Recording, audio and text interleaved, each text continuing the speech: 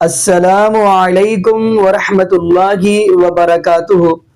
اعوذ باللہ من الشیطان الرجیم، بسم اللہ الرحمن الرحیم۔ یا ایہا الناس انتم الفقراء الی اللہ واللہ هو الغنی الحمید۔ اے لوگو، آپ سارے کے سارے فقیر ہو، اللہ غنی ہے، اللہ بادشاہ ہے۔ ناظرین، آج ہم جس حوالہ سے گفتگو کرنا چاہ رہے ہیں وہ یہ ہے، آیا کہ اللہ کے ولیوں سے مدد مانگنا جائز ہے یا نہیں جائز؟ اور جو مکتب فکر کے مولوی آج کل کا جو طبقہ ہے وہ یہ کہہ رہا ہے جی کوئی گل نہیں، تسی پولیس کو نہیں مدد مانگ دے، تسی فلانے کو نہیں مدد مانگ دے، کسی کو سالن لینا ہوئے تو وہ نہیں مدد ہوندی، کسی کو روٹی لانی ہوئے تو وہ نہیں مدد ہوندی، کسی کو پانی منگنا ہوئے تو وہ نہیں مدد ہوندی۔ ناظرین، آج ہم اسی حوالہ سے آپ کو مفتی اکمل قادری حافظہ اللہ تعالیٰ کی ویڈیو دکھائیں گے۔ یقین مانیے اللہ ان سے ایسے ہی دین اسلام کا کام لیتا رہے۔ اب وہ کھل کے بول رہے ہیں کہ یہ انہوں نے کیا پکھنڈ بنایا ہوا جی، کہتے ہیں کہ صرف مدد اللہ سے ہی مانگنی چاہیے۔ تو آگے ناظرین اسی کی زبانی ہم ویڈیو دیکھتے ہیں، پھر انشاءاللہ ناظرین اسی حوالہ سے ہم بھی گفتگو کریں گے۔ تو آئیے ناظرین مل کے ویڈیو نے دیکھتے ہیں۔ فرمایا کہ یہ اولیاء اللہ سے مدد طلب کرنا اور ان کو مدد کے لیے پکارنے کی کیا شرعی حیثیت ہے؟ دیکھیں، سب سے پہلے تو صحیح جو اسلامی عقیدہ ہے اس کو یاد رکھیں کہ ہمارا یہ عقیدہ ہے الحمدللہ کہ مدد اللہ تبارک و تعالی سے ہی مانگنی چاہیے۔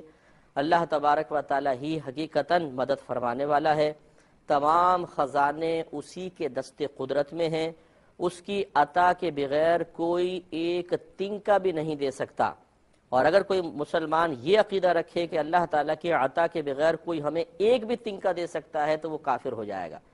یہ مضبوط عقیدہ رکھنے کے بعد پھر یہ یاد رکھیے کہ اگر اللہ تبارک و تعالیٰ سے مانگنا ہی مقصود ہو، لیکن انسان کسی مخلوق کے پاس جاتا ہے اور ارادہ یہ ہوتا ہے کہ یہ کچھ نہیں دے سکتے، اگر دیں گے تو اللہ تعالیٰ کی، یعنی براہ راست نہیں دے سکتے، دیں گے تو اللہ تعالیٰ کی عطا ہی سے دیں گے، اور ہم ان سے دعا کروا دیں یا اللہ تعالیٰ کی بارگاہ میں دعا کریں اور اللہ تبارک و تعالیٰ ان کی دعا کی برکت سے ہمیں عطا فرمائے، تو یہ عین صحابہ کرام علیہم رضوان کا طریقہ کار رہا ہے۔ جو احادیث پڑھتے ہیں ماشاءاللہ ان کے لیے یہ کوئی چیز اجنبی نہیں ہے کہ کثیر اپنے معاملات میں صحابہ کرام علیہم رضوان نے نبی کریم صلی اللہ علیہ وسلم کی بارگاہ میں رجوع ہو کر کے دعا کی درخواست کی ہے، یا رسول اللہ آپ دعا فرمائیے کہ اللہ تعالیٰ ہماری حاجت پوری کر دے۔ نبی کریم صلی اللہ علیہ وسلم نے اللہ تبارک و تعالیٰ کی بارگاہ میں دست سوال دراز فرمایا اور اللہ تعالیٰ کی جانب سے تیزی کے ساتھ اجابت کا معاملہ ہوا بظاہر، حتیٰ کہ بخاری کی روایت ہے سیدہ عائشہ صدیقہ رضی اللہ تعالی عنہا کہا کرتی تھی کہ یا رسول اللہ صلی اللہ علیہ وسلم، اللہ تبارک و تعالیٰ آپ کی رضا پوری کرنے میں جلدی فرماتا ہے۔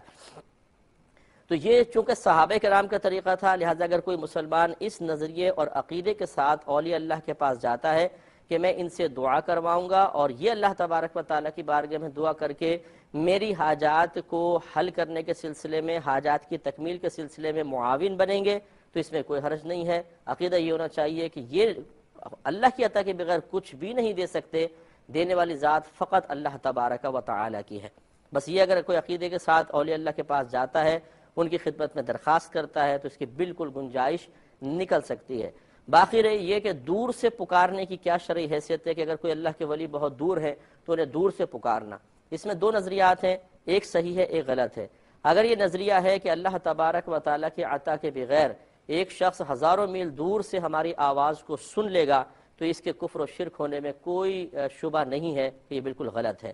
اور اگر کوئی یہ عقیدہ رکھتا ہے کہ وہ بشری تقاضے کے تحت اتنی دور سے یقیناً نہیں سن سکتے ہیں، اگر بشری تقاضے کو دیکھیں یا بشریت کے اوپر نگاہ رکھی جائے، لیکن ہمارا رب کریم بڑی قدرت کاملہ والا ہے، اگر ہم کسی کو دور سے پکارتے ہیں اور عقیدہ یہ ہوتا ہے کہ اللہ تبارک و تعالی ہماری آواز وہاں تک پہنچا دے گا، تو پھر اللہ تعالیٰ کی قدرت عظیمہ پر بھروسہ رکھ کر اگر کوئی اس طرح پکارتا ہے تو اس میں پھر کفر و شرک کا کوئی تصور نہیں ہے۔ اور جدید سائنسی ایجادات نے اس نظریے کو اور واضح اور سنوار کر رکھ دیا ہے کہ آج آپ امریکہ میں بیٹھے ہوئے ایک شخص سے اس کو آپ موبائل سے نمبر ملاتے ہیں، ایک سیکنڈ گزرتا ہے کہ فوراً اس تک آواز پہنچ بھی جاتی ہے، گفتگو ہو رہی ہوتی ہے۔ اسی طرح آپ لائیو مطلب نیٹ پر بیٹھ جائیں، اسکائپ پہ آپ سامنے بیٹھا ہے، آپ یہاں بیٹھے ہیں، ویڈیو آپ چیٹ کریں، بالکل آمنے سامنے جیسے انسان بیٹھا ہوا ہے. بس فرق یہ ہے کہ یہاں پر کوئی بظاہر وسیلہ نہیں ہے اور آدمی کا عقیدہ یہ ہے کہ میری آواز اللہ تبارک و تعالیٰ وہاں پر پہنچا دے گا. یہاں بظاہر اسباب موجود نظر آ رہے ہیں لیکن اسباب بھی اللہ تبارک و تعالیٰ کی قدرت کاملہ کے تحت ہیں. اگر اللہ تعالیٰ اپنے قدرت کاملہ کا ان اسباب کے ذریعے اظہار نہ فرمائے تو کیا ہم پھر بھی گفتگو کر سکتے تھے؟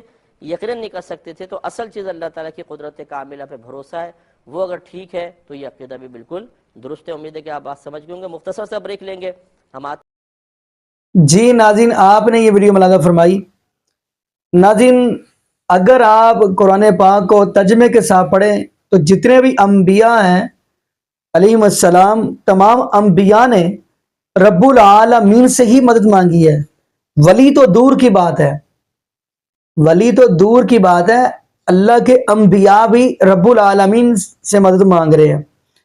اب نبی آدم علیہ السلام کی طرف دیکھیں تو ان کے اوپر مشکل آئی ہے تو انہوں نے کیا کہا ہے؟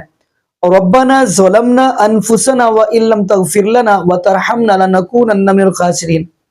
حضرت آدم علیہ السلام جب بھی مدد مانگ رہے ہیں، مشکل وقت کے اندر ہاتھ پہ لا رہے ہیں، التجا کر رہے ہیں تو رب العالمین کے سامنے، ولی تو دور کی بات ہے، اب نبی بھی دروازہ کٹکھٹا رہے ہیں تو اللہ کا.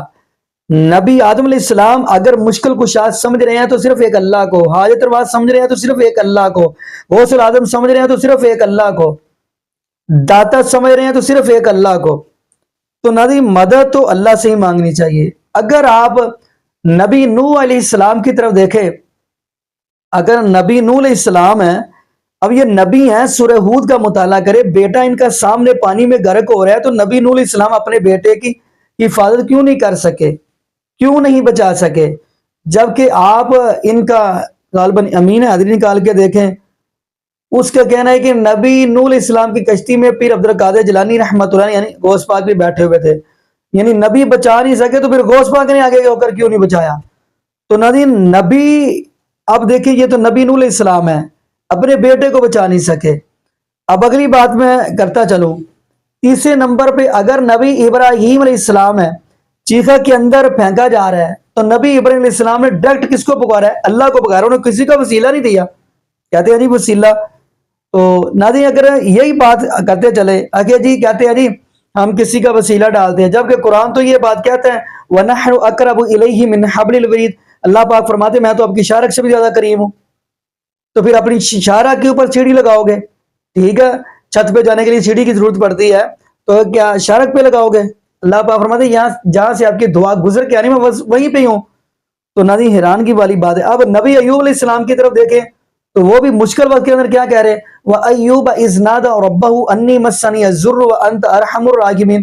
نبی ایوب علیہ السلام بھی مشکل وقت کے اندر رب العالمین سے مدد مانگے. اب امام الانبیاء کی بات کرتے چلے، جناب محمد رسول اللہ صلی اللہ علیہ وسلم کی بات کرتے چلے تو سورہ انفال دیکھیں، استستغیثون ربکم فاستجاب لکم انی ممدکم بألف من الملائکہ. نبی پاک صلی اللہ علیہ وآلہ وسلم اب مدد کس سے مانگ رہے ہیں؟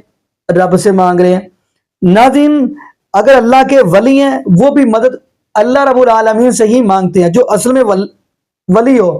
جیسے قرآن پاک آپ تیسرا سپارہ پڑھیں گے، اللہ ولی الذین آمنوا یخرجہم من الظلمات الی النور والذین کفروا اولیاءہم الطاغوت یخرجونہم من النور الی الظلمات اولئک اصحاب النار.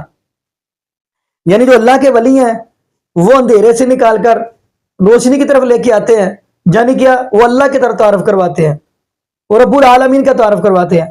جو شیطان کے یار ہیں، شیطان کے بیلی ہیں، شیطان کے ولی ہیں، شیطان کے دوست ہیں، وہ روشنی سے نکال کر گمراہی یعنی اندھیرے کی طرف لے کے آتے ہیں. فرمایا ان کا ٹھکانہ کیا ہے؟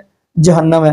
تو ناظرین یہاں پہ ہم دعا کرتے ہیں اللہ پاک جب بھی مشکل وقت آئے تو ایک رب العالمین کی کنڈی یعنی دروازہ کھڑکانے کی اللہ میں توفیق دے. جزاکم اللہ خیرہ، احسن الجزاء. السلام علیکم ورحمۃ اللہ وبرکاتہ.